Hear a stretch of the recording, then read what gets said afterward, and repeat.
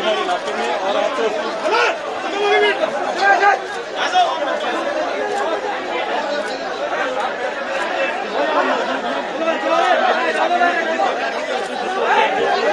आप मेरे पीछे देख सकते हैं कि यहाँ पे किस तरह से